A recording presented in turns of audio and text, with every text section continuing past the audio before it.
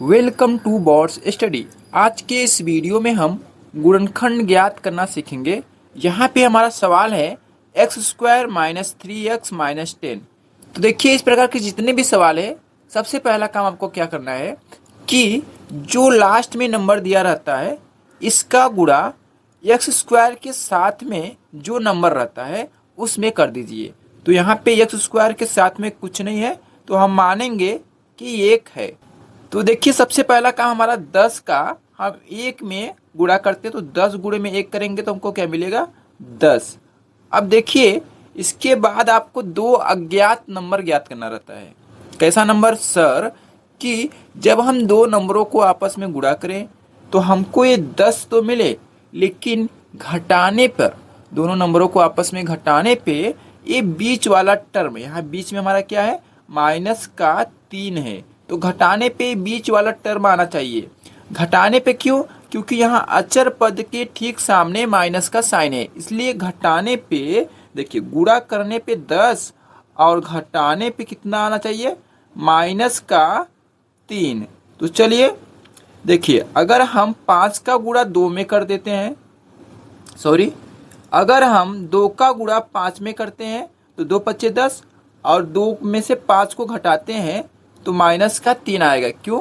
क्योंकि यहाँ जो -5 है ये 2 की अपेक्षा में बड़ा है और 5 के आगे हमारे क्या माइनस का साइन लगा है, तो जो नंबर बड़ी रहती है उसका यहाँ पे साइन लगता है। ठीक है, तो यानी वो दो नंबर हमारे क्या है 2 और 5 है। अब देखिए, इन के बगल में हम x लगाते हैं, यहाँ पर भी x और यहाँ पर भी x और यहाँ पर भी x, यानी जो -3x है वो बराबर किसके है 2x माइनस 5x के बराबर में। ठीक है, ये -3x बराबर है 2x माइनस 5x। ठीक है, यानी कि हम -3x के स्थान पे क्या मैं 2x माइनस 5x रख सकते हैं?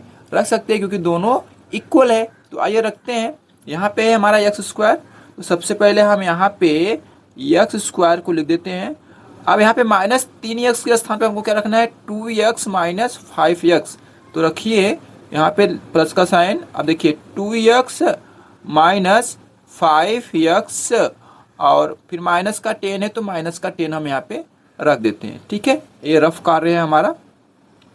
अब इसके बाद का जो प्रोसेस है, हमको कॉमन लेना है। कॉमन देखिए, सबसे पहले यहाँ से यहाँ तक हमारा ये पहला जोड़ा और यहाँ से यहाँ तक ये हमारा दूसरा जोड़ा। अब पहले जोड़े में से हमको कॉमन देखना है। कॉमन में क्या देखना रहता है आपको ये देखना रहता है कि कौन सा ऐसा लेटर है या फिर नंबर है जो कि हमको दोनों जगह प्रेजेंट है, यानी पहले वाले टर्म में और दूसरे वाले टर्म में भी रहना चाहिए। तो देखिए, यहाँ पे x के पावर में 2 है और यहाँ पे x के पावर में 1 है, यानी हम एक x यहाँ से तो हमको मिल सकता है। यहाँ पे 2 है, लेकिन ये पहले वाले टर्म में 2 नहीं है, तो हमको केवल यहाँ पे x जो है कॉमन दिख रहा है, तो कॉमन को हम बाहर लेते हैं। अब इसके बाद कॉमन लेने के बाद जो बचेगा उसको हमको लिखना है कोष्टक के अंदर। देखिए, यहाँ पे x के पावर 2 है, जो कि पहले से हमने ऑलरेडी x पहले से बाहर ले रखा है, तो केवल बचेगा यहाँ पे x और प्लस का साइन। अब देखिए, यहाँ पे 2x है, केवल एक ही x था जो कि हमने बाहर ले लिया, तो बचा केवल यहाँ पे 2। अब देखिए, यहाँ पे माइनस का साइन। अब यहाँ से हमको कॉमन लेना है। देखिए, यहाँ 5x है और यहाँ केवल 10 है, इधर x नहीं है, मतलब x तो कॉमन नहीं ले सकते। अब यहाँ पे 5 है और यहाँ पे 10 है, तो 10 के अंदर भी 5 रहता है, क्योंकि 10 को हम लिख सकते हैं 5 गुणे में 2। ठीक है, यानी 10 के अंदर हमारा 5 छुपा हुआ है, तो हम 5 को कॉमन लेते हैं।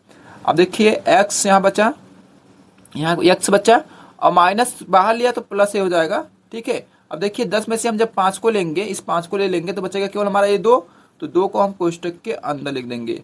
अब इसके बाद का प्रोसेस बहुत सिंपल है। आप कोष्टक वाले को पहले लिख दो या जो नंबर बाहर है उसको पहले लिख दो, दोनों में से किसी एक को लिखो। तो हम कोष्टक को पहले लिखते हैं, तो यहाँ पे होगा x प्लस का 2 पहले ब्रैकेट में और दूसरे ब्रैकेट में हो जाएगा हमारा x माइनस 5। ये हमारा आंसर हो जाएगा।